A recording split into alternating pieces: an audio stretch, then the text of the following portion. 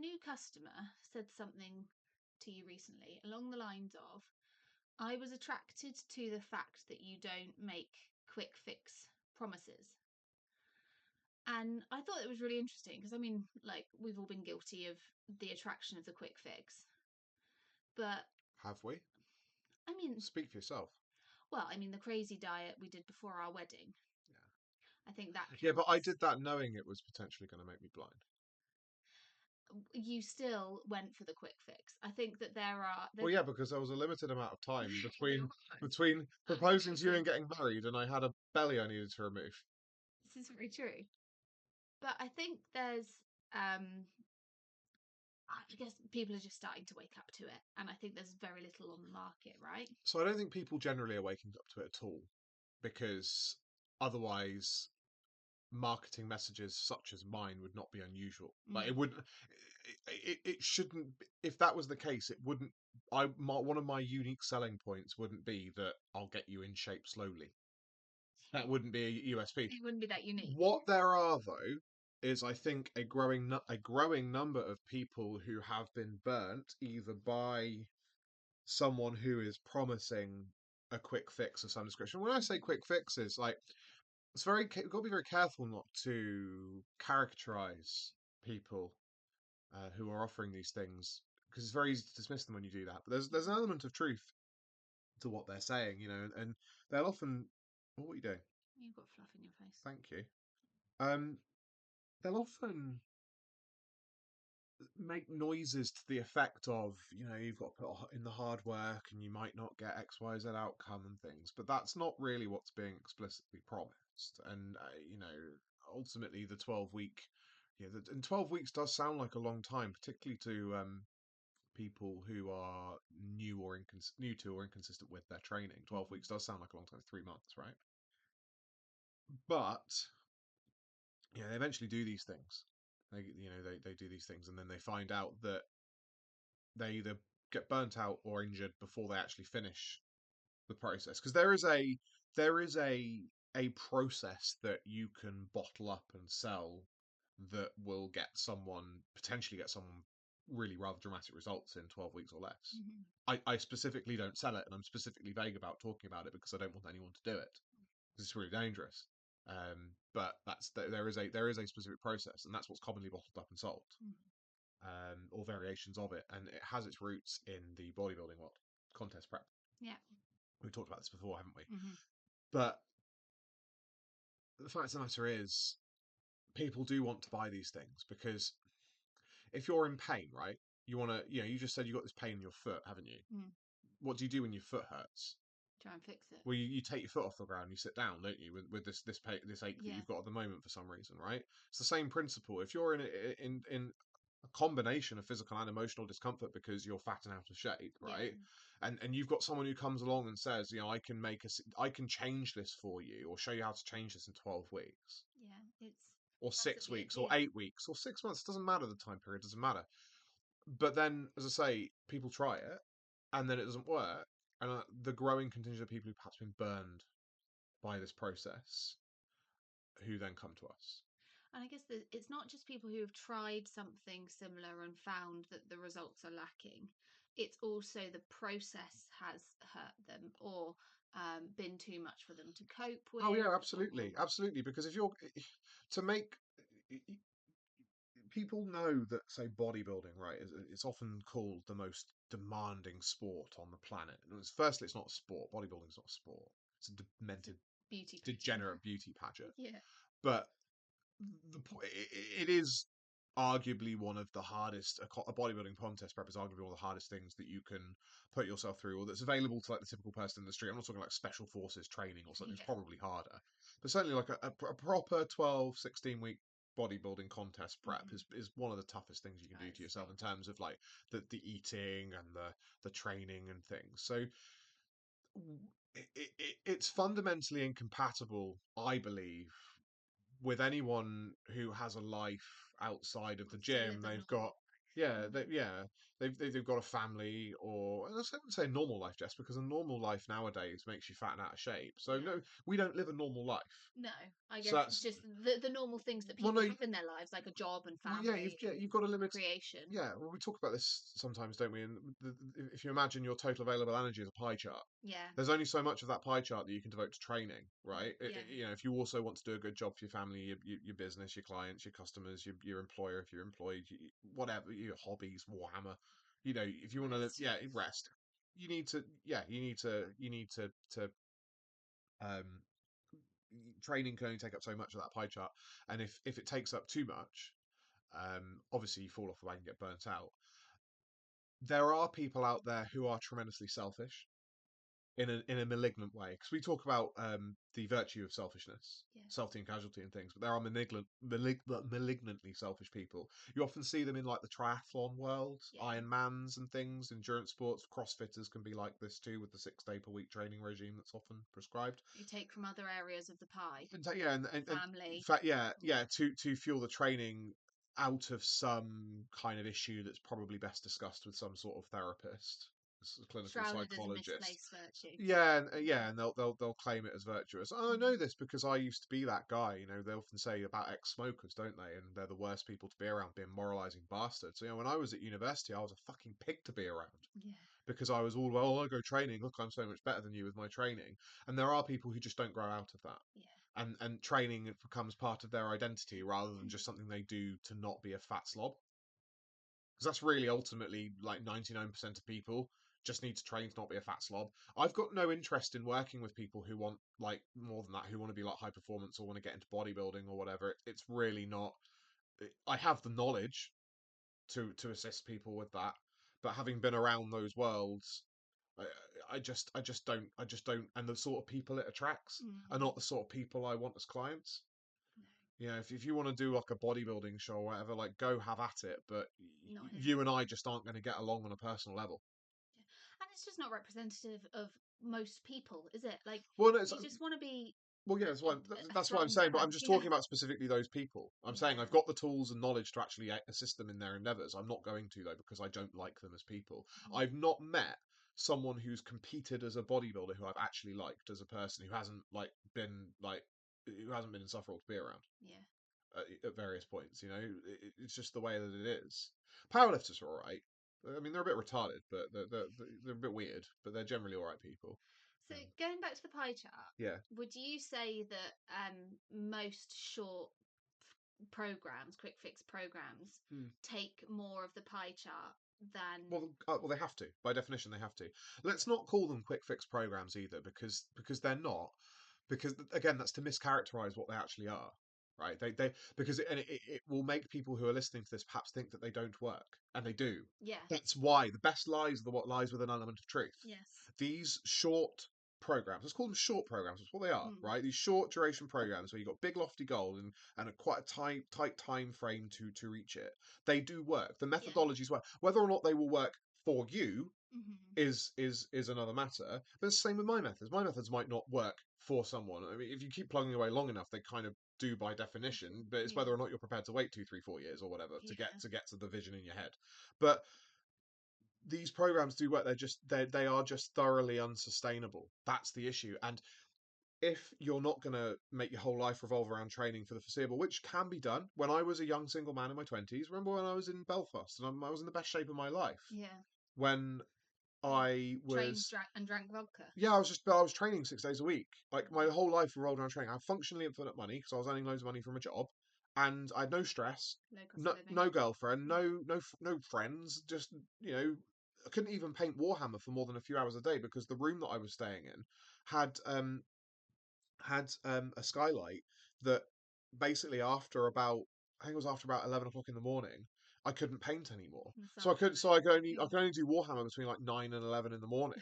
So I had nothing else to do with my life Train. but train, and that's the key difference there with you know so something like that would work for me under those circumstances, and indeed it did. Mm. But now with 2 kids and a wife and a third kid on the way and a business and your business and everything that we've got going on generally, it just doesn't work. The other thing that often happens with these shorter programs is that they neglect one or more aspects, critical aspects of fitness. Specifically, in terms of weightlifting programs, cardiovascular work gets Yeah. massively neglected, and a lot of the fat loss, um, or the fat loss comes from, because that's really what we're talking about as well, like transformation programs. The Mhm. fat loss is coming from the diet, and actually the diet is so extreme that you can't do meaningful cardiovascular exercise alongside it. It's not really tenable for you to do that. So you end up with a beautiful body that's powered by these feeble little sacs that are lungs and a tiny, a weak heart, and I can tell you I was very much like that. So I remember trying to run back from work one night, and I managed to run probably about 400 meters. Bearing in mind, I had Was this in a Belfast? yeah, yeah, Yeah. I had a lovely six pack, Hmm. and I had veins on it. I was much lighter than I am now as well. I think I was about 76, 77 kilos. And I managed about 400 meters with I had a rucksack on, but it wasn't heavy. I had a laptop in it. Yeah. And yeah, I managed about 400 meters, and I could not run anymore because I was that unfit. I could walk, but as we've talked about before, walking's not really It doesn't exercising, is count. it? The Yeah. walking doesn't count. So yes, while I was walking, so my fat my I maintained my body composition through a combination of walking a lot Mhm. and eating quite a strict diet. So I wasn't able to again when I was prepping for your wedding, Jess. Your wedding, our wedding. Yeah, yeah, sorry. Yeah. Prepping for the wedding. The wedding. Um my CV, my cardiovascular fitness was non-existent, Mm. wasn't it? It was absolutely non-existent. And yeah, do you remember when I cycled to and from work? It used to wipe me out. Yeah, And I stopped doing it in the end I do. because yeah, And so also, away from the yeah. physical changes, but the mental changes that you need to make for this, for exercise and health and fitness to be a part of your life forever. Yeah. Like take me as an example after the wedding. Like I'd reached my goal, and I didn't know, I didn't have the skills to turn that goal, which had been pushing me and motivating me, into something that I just did every Yeah, day. you become too goals focused, don't you? Yeah. And the key thinking shift that has to take place is that you have to understand that you need to do the right thing because it's the right thing to do, whether or not you actually get any results from it. Whereas when you're in that kind of short term mindset of 12-week programs or whatever, you're so goal driven that if you don't have a specific goal or an event that you're doing this for, where what happens next. And there's another thing that happens too in terms of performance. You get massive performance level off, so you'll get these really quick results, right? And you look really good. But then, okay, well, what's the next thing that I want to do? Okay, because I'm already ripped with a ripped shredded six pack. Mm. Okay, you know what? I think I want to get my squat, to 180 kilos or whatever. Okay, well, how do I do that and also maintain this body of mine? Well, you can't. Do you see? And then Mm. you end up with this kind of yo-yoing that happens, or just smashing face into wall, training progressively harder and harder and harder, because that's the only tool you've got in your box: is train harder, diet harder, to hit these goals, and you will eventually burn out and or get injured. That's just what's going to happen. Yeah. Whereas if you just like, okay, I want to be strong and in shape, kind of level it up a little bit, take it to a high level. I want to be strong and in shape. Why? Well, I want to be personally, speaking as Phil Tyreman, I want to be strong and in shape to set a good example to you and to the children. Yeah. That's it. And how I am, how I look, is only a tiny part of that. That's quite interesting because do you remember when I got fat and Connie noticed Yeah. and you noticed and it was all very embarrassing and very sad? Yeah. Connie didn't really notice that I was fat. What she noticed was I was being a fucking slob Yeah. and I was miserable and I was getting up late and I wasn't dressing properly Come on, and Daddy. I had my Yeah. head hung Yeah. and I was struggling to play with her because I didn't have a lot of energy. Now, when I decided to stop being a degenerate and get my act together again, the fat didn't come off straight away. It probably took 6 months, I would say. Yeah. About 6 months, right? The change in my demeanor pretty much overnight. And that's what Connie noticed. And that's what you noticed. How I actually looked is like, was really by the by. And that's kind of, and that's a product of just doing the right thing because it's the right thing to do. And even if I never got into the shape that I'm in at the moment, if that never happened, but I still carried on doing because I'd resolved to do those things. It's the right thing to do. The actual outcome that I want, which is setting a good example to you and the kids, would have still happened. Yeah. It's not about what you look like. It is, and this isn't. I'm not giving this an excuse like slack or anything, but it's to reframe actually what matters and how having this higher level thinking invariably results in you getting what you want. But then you're so detached from the outcome, it's kind of like, oh, okay. Yeah, because I remember we went to get you some new trousers and you didn't fit into a 34. No, I didn't fit into a 32. I don't think you fitted the 34s Oh, either. wow, okay. And I know I looked horrible in the mirror, yeah, like a blancmange. and we got home because you'd spent And about they were flattering mirrors. It was next, and they're deliberately yeah. flattering mirrors, and I still look like shit. I think we got home and you'd been wearing a tracksuit for best part of 6 months. But I think within less than a week, you'd found some clothes that you could get into but were uncomfortable. Yeah, But within a week of you being like, I just have to do the right thing, you were everything changed. yeah. And it's the same. I took the cooking back. I took it. Yeah. I took the routine back. I was like, I'm going to go walking every day without fail. Hmm. All of that stuff that I knew I should be doing, and I have done in the past. But the best of us slip. And this is the thing. So someone, my detractors, should they still be listening 15 minutes in? I know some of my fans are stalkers. Actually, they hate listen to me. It's quite funny. Um, but for those hate listeners, we'll Rage. point out and I'll say, "Oh, Phil, you said you've never taken an unplanned break from training in 15 years." Yes, that's still true. I have. I was still training through all of that. Yeah, you were. I was just listless about it. I wasn't Yeah. doing the cardiovascular work. I wasn't walking every day without fail. I was doing things like my parents would come and drop Connie off, and they'd give me a lift to the gym instead of Yeah. walking, and I would take that. So that was not being done. My diet was crap, but I'm not a dietitian, so fuck you if you think that's a problem. I wasn't eating what I knew I ought to be eating in the quantities I knew I ought to be eating it. Um, but I was still training, so I wasn't having unplanned break from No. training. My training was still programmed as well.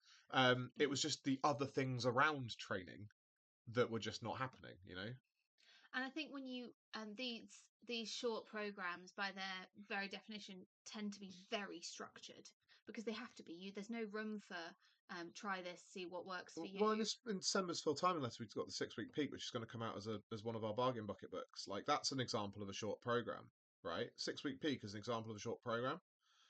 I'm not ideologically opposed to short programs, but when you read it, you will see when it should be applied. I'm Yeah. very clear about what it and its limitations and how often you should run it, and actually ask some really strong questions of yourself. Should I even you proofread the Phil Tone letter, I didn't you? did, yeah. One of the first thing I'm like is should you even be doing this at all? Is the first question because it's about setting a new personal best in the big barbell lifts. And actually, the first question you need to ask yourself because. As informed by probably the greatest powerlifter to ever have lived, Ed Cohen, who, and I'm paraphrasing here, said that you've basically got you're born with a maximum number of maximum lift attempts in you, so spend them wisely. So you need to think: do I actually need to? Why am I going to set Why this do I PB? want Why do I this? want to even do this? And unless you can think of something quite clear as to why you actually want to do it, have a good reason. And sometimes because I want to is a reason, but you have to really make an Is informed everything choice. else Yeah, yeah. in And it's a place? 6 week Yeah. program. And you see, it is incredibly rigid and incredibly structured because it's designed specifically to produce a result in a very in particular result in a short period of time.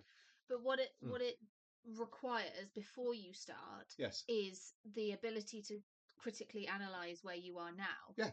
Whereas most of the programs that I've certainly done in the past, I've chosen because I didn't have that skill of critical thinking and wanted to be told what to do. Yeah. And as soon as the program ended, Well, I yeah. was like a fish out of Well, water. yeah, because to get a result in a short period of time, you can only hit one thing to the exclusion of everything else. That's Mm-hmm. fundamentally what's going on here. You can hit one thing to the exclusion of all other things.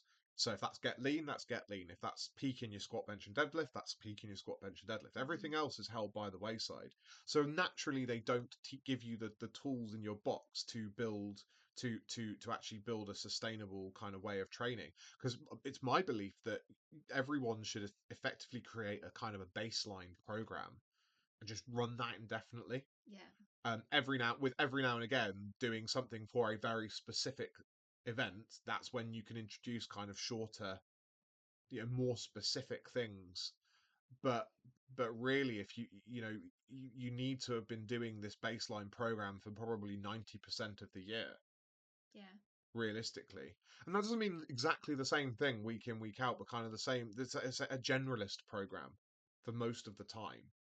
And then, that's applicable to most people. Obviously, everything I've just said is not applicable to like athletes and stuff. But if they were listening to that, they would know. They would know that. They didn't. This is. I'm just talking about kind of average people like me and you. Mm. Base building that base up, and then the short programs allow you to express the strength and other athletic performance that you've developed through the baseline program. Mm. Yeah, these peaking program does not build strength. It allows you to express strength that you've already built, Yeah. and that's a key thing that people don't quite understand. They think that, if I do a program set like a 1 rep max on my squat or whatever, that I'm building strength in the squat. That's not the case. You're expressing strength that you've hitherto built.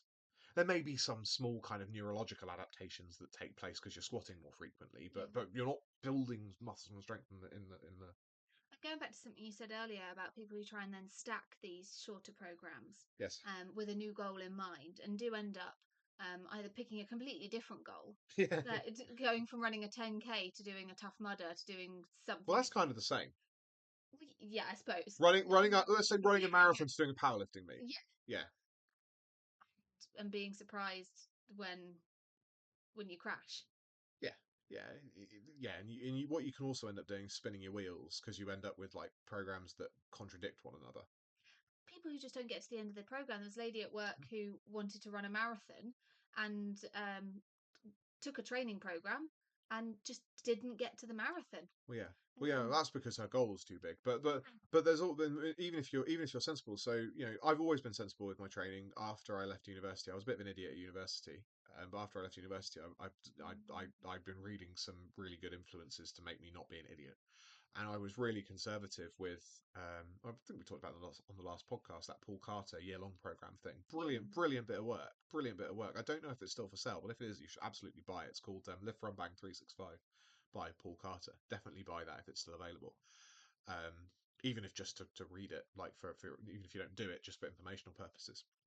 But anyway, I was super conservative, followed his instructions to a T, and the problem was that I was working shifts in the January, so in the February, and I think I lasted all of about 6 weeks before I started missing lifts, even really conservatively programmed lifts, yeah, because the training session fell on a day where I was due in to work at lunchtime, I needed to leave at like 10:30 because it was miles away, and I finished work the previous night at like midnight and didn't get home until like 2 in the morning or yeah, whatever, and I didn't get to sleep certainly until like 2 in the morning. So I was absolutely knackered, and I fell off that program. That's no reflection on the efficacy of that system. It's a great training system, but it wouldn't work. It didn't work. Well, I can't say it wouldn't work because I've known of emergency medical personnel who have been able to run these things quite successfully. But certainly for me back then, it wasn't viable, and I would say it probably wouldn't be viable for most people in under the similar sort of circumstances. But if I was to say run something similar like that now, if I was to run like a peaking program now, for example, with the way everything is, everything's all settled, business is fine, the kids are fine. I could probably get a good peaking cycle in before the baby comes. yeah, But then, when the baby comes, that would be I would that if I was then tried to do something else that was tight, a short term kind of program, I would really struggle with that because the baby is here and everything has changed. And whilst you're very good and do all the breastfeeding and the nappy changing overnight so I can sleep and yeah. stuff, And you don't breastfeed. well, I identify as someone who can breastfeed this time round, but Absolutely not. right now you do all of the nighttime stuff, so I'm actually largely unaffected. But there's still the other bits and bobs like being around to support you and stuff, and more flexibility in our schedule will be needed with a newborn. So um, that's where the baseline program really shines because I could finish a peaking program. You could take a deload week. You have the week you're due. You could have the baby, and then I just seamlessly go into my regular kind of 2 days lifting, 2 days hard conditioning Mm. thing, and have no issues whatsoever. Kind of maintaining, make a little bit of progress here and there, and oh, we've got a baby. We've got 3 kids now. Well, it Yeah. doesn't because training works around my life rather than the inverse. So would you say that achievability, it should be a preeminent factor in choosing Well, programs. sustainability. So not achievability, it's sustainability, Right. right? Because it's about what you can do for the longest amount of time without an unplanned break. Ideally, never having to take an unplanned break. You absolutely need to take breaks from training. Slight plug: I'm talking all about that January's issue of Full Time Letter about how to do all of that stuff. But you absolutely the best program is the one that you never need to take breaks for, like unplanned breaks from. And on that note, we are done. If you like the video, like the video. If you didn't like the video, fuck off. If you want to hear more from me, please subscribe to my list. The address is on the screen, philtyman.co.uk/report. And when you do, you will get a copy of my report, How to Build Muscle and Strength the Natural Way, and a short video mansplaining my methods. Thank you very much, and please also subscribe to the YouTube channel because we're still only on 8 subscribers, and it wounds my ego greatly.